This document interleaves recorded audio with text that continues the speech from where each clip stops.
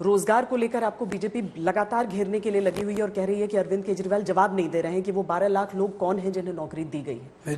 Website पे 101 लाख तरफ से आंकड़ा है कि आरटीआई के अनुसार सिर्फ 3,246 लोगों को नौकरी मिली है। बीजेपी के ऊपर आप ज्यादा ध्यान मत दिया करो, बीजेपी यूं ही बोलती रहती है। आप बीजेपी के ज्यादा प्रश्नों के तरफ ध्यान देते हैं। 5 राज्यों में से कितनी राज्य बीजेपी ने ले लिए, तो सवाल तो उनके आएंगे। देखिए अरविंद, एक मिनट, जनता दिल्ली में हमसे खुश है इतनी ज्यादा, इसीलिए 70 में से 62 सीट दे दी। अब पिछली बार 67 सीट दे दी, तो रोजगार दे ही रहे होंगे तभी दे रही है। और बिजली दे ही रहे होंगे, ऐसा नहीं हो रहा है, विकल्प नहीं है, इसीलिए हो सकता है दिल्ली में विकल्प नहीं हो रहा हो।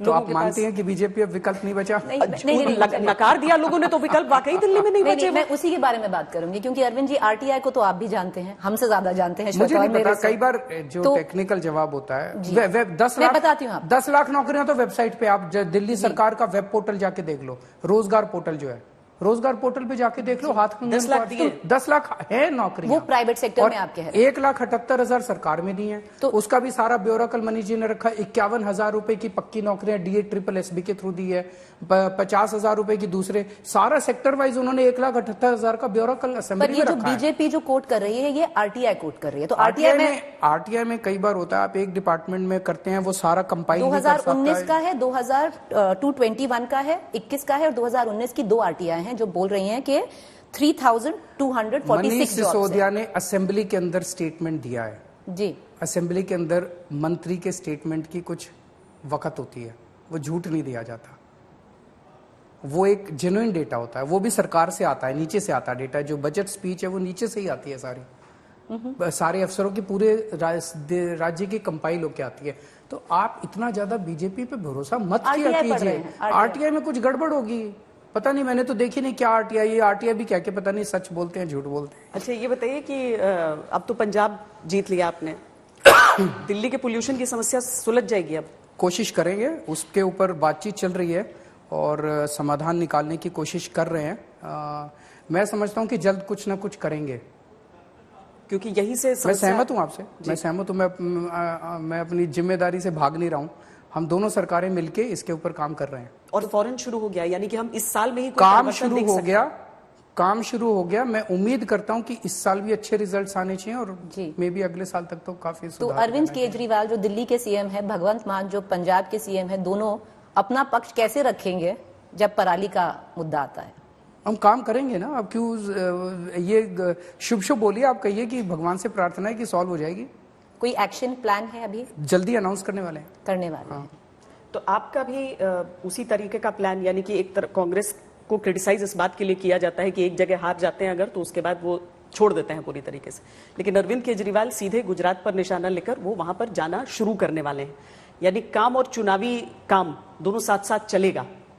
बिल्कुल चलेगा, लेकिन फिर भी अपने आप को आप वही छोटा आदमी कहेंगे कि नहीं, मैं अभी वर्सेस के विकल्प में नहीं हूं?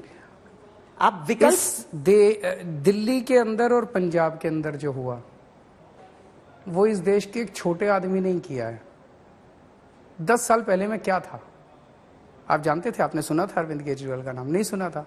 एक आम आदमी हूं, एक आम आदमी पे जनता ने भरोसा किया, और चूंकि मैं एक आम आदमी हूं, लोगों की समस्याओं को समझता हूं, इसीलिए लोगों की समस्याओं के ऊपर काम किया। 75 साल के अंदर, आप तो इतने अच्छे पत्रकार हैं, इतने सीनियर पत्रकार हैं, मेरे को बता दीजिए एक चुनाव के अंदर एक भी पार्टी ने कभी ये कहा हो कि तुम्हारे स्कूल बनवाऊंगा इसलिए वोट दे दो? कभी कहा है? तुम्हारे अस्पताल बनवाऊंगा इसलिए वोट दे दो? या ये कहो दिल्ली में स्कूल अस्पताल अच्छे कर दिए, आके देखो। पंजाब के अंदर मैंने जाके कहा था कि दिल्ली में किसी को भी फोन कर लेना, केजरीवाल कैसा काम कर रहा है, और अगर वो कह दे अच्छा काम नहीं कर रहा तो वोट मत देना। कोई कह सकता है ऐसे? अच्छा, सुनिए, ये बदलाव इस देश का आम आदमी कर सकता है, नेता नहीं कर सकते। नेताओं ने बर्बाद कर दिया देश को, इन पार्टियों ने बर्बाद कर दिया देश को, लूट लिया देश को, आगे नहीं बढ़ने दिया देश को, रोका इस देश को। अब नहीं रुकेगा देश, अब आम आदमी ने बागडोर संभाल ली है। जो चंडीगढ़ वाले मुद्दे को लेकर आप लोग नाराज क्यों हो रहे हैं कि केंद्रीय कर्मचारियों, उन्हें जो मुझे बताया गया है कि शायद 60% एम्प्लॉयज जो हैं चंडीगढ़ के, वो पंजाब सरकार से आते हैं, 40% हरियाणा सरकार से आते हैं। उनके ऊपर पंजाब सरकार के ही नियम कायदे लागू होते हैं। अब ये केंद्र सरकार ने कल पता नहीं क्यों घोषणा किया कि उसके ऊपर ये लागू होगा, केंद्र सरकार के कायदे लागू होंगे। आपको लगता है वो कंट्रोल कर लेंगे इसके जरिए? मतलब क्या जरूरत है इसकी? 0 सीट पाने के बाद आप पंजाब में हस्तक्षेप करने की क्या आपकी मॉरल अथॉरिटी है? वो कह रहे हैं यूनियन टेरिटरी है। हाँ, तो यूनियन टेरिटरी है तो इसका मतलब किसी की बपौती थोड़ी है यार, हमारे देश की है। यूनियन टेरिटरी है तो बीजेपी की है, ये क्या बात हुई? हमारे देश की है यार, हम हैं इस देश के लोग। केंद्र शासित तो क्या हुआ? केंद्र हमारा है, इस देश के लोगों का है, किसी की बपौती थोड़ी। वो कह देते हैं हमारे पास पावर है। अरे पावर तुमको देश की सेवा करने के लिए दी गई है, अहंकार करके देश के लोगों को लूटने के लिए और उन पे अत्याचार करने के लिए नहीं दी गई। कोई लॉजिक तो होगा कुछ भी करने का। दिल्ली में चुनाव टाल दिए इन लोगों ने, पावर है जी हमारे पास। अरे ये क्या पावर हो गई यार? आज भी कूड़े के पहाड़ में आग लगी पड़ी है वहां पे, कौन वो रोहिणी के पास जो पहाड़ है, वो आग लगी पड़ी है वहां पे कूड़े के पहाड़ पे। पूरी दिल्ली को कूड़ा कूड़ा कर दिया और चुनाव नहीं करा रहे, हमारे पास पावर है। अरे ये अहंकार से, अहंकार रावण का नहीं चला था, तुम्हारा अहंकार कब चलेगा? तो एमसीडी का चुनाव क्यों नहीं कराते ये लोग, बताओ? क्यों नहीं कराते चुनाव? एमसीडी का चुनाव अभी नहीं होगा, पर गुजरात का सुनने में आया जल्दी हो जाएगा। क्यों सुनने में आ रहा है? पूछो उनसे क्यों कर रहे हैं ऐसे। गुजरात में जल्दी कराएंगे, दिल्ली में कराएंगे नहीं, ये क्या है?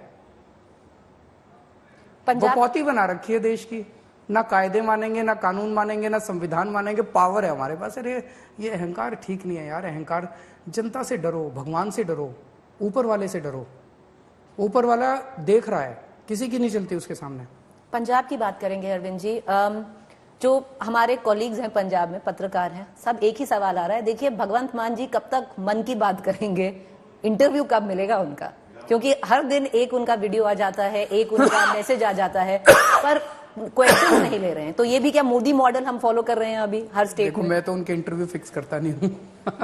आपकी तरफ से मना नहीं किया गया? आपकी तरफ से मनाही तो नहीं है कि मोटर माउथ है, कुछ भी बोल सकते हैं? मैं उनको क्यों मना करूंगा? मैं आपको दे रहा हूँ ना इंटरव्यू, वो भी देंगे। काम कर रहे हैं यार, अभी 10 दिन हुए हैं। 10 दिन में आपको पहले इंटरव्यू दो, 10 दिन हुए, उनको काम तो कर लेने दो। और इस टाइम पंजाब में आप जाना, एक राउंड और मार के आना। आप पंजाब के टाइम में भी गए थे आप चुनाव, इतना शानदार माहौल है। भगवंत मान ने जो 10 दिन में निर्णय लिए हैं, इतने बड़े बड़े निर्णय, जनता बहुत खुश है। इतनी पॉजिटिविटी है पूरे पंजाब के अंदर। जनता कह रही है ऐसी सरकार नहीं देखी हमने। और ये 10, 15, 20 साल से पंजाब के अंदर इतना डिप्रेशन का माहौल था इन दोनों पार्टियों की वजह से। इतना डिप्रेशन का माहौल था कि ऐसे लगता था कि जनता को लगता है कोई उम्मीद ही नहीं बची। बिल्कुल 10 दिन में, आप पूछ रहे हैं केवल 10 दिन में। पंजाब के किसी दफ्तर में आप अपना एक कैमरा टीम भेजना, किसी भी दफ्तर में, और कोई काम कराने की कोशिश करना, बिना पैसे के काम होता है आज। करप्शन कम नहीं हुई है, करप्शन खत्म हो गई है। भेज के देखो। एक मैंने भेजे खूब सारे वॉलंटियर्स इधर उधर, मैंने कहा जरा पता करके आओ, रजिस्ट्रार के, तहसीलदार के दफ्तर में घूम के आओ जरा। सबके काम बिना पैसे के हो रहे हैं। कुछ तहसीलदारों की मीटिंग हुई अभी थोड़े दिन पहले, परसों या तरसों। उन्होंने कहा भाई अब देखो सारे, ना तो ऊपर देना पैसा और ना नीचे किसी से लेना। बोला अब कोई जरूरत नहीं ऊपर पैसा पहुंचाने की। क्यों? क्योंकि भगवंत मान पैसे नहीं खाता, केजरीवाल पैसे नहीं खाता, उनके मंत्री पैसे नहीं खाते, तो पैसा ऊपर जाना बंद हो गया।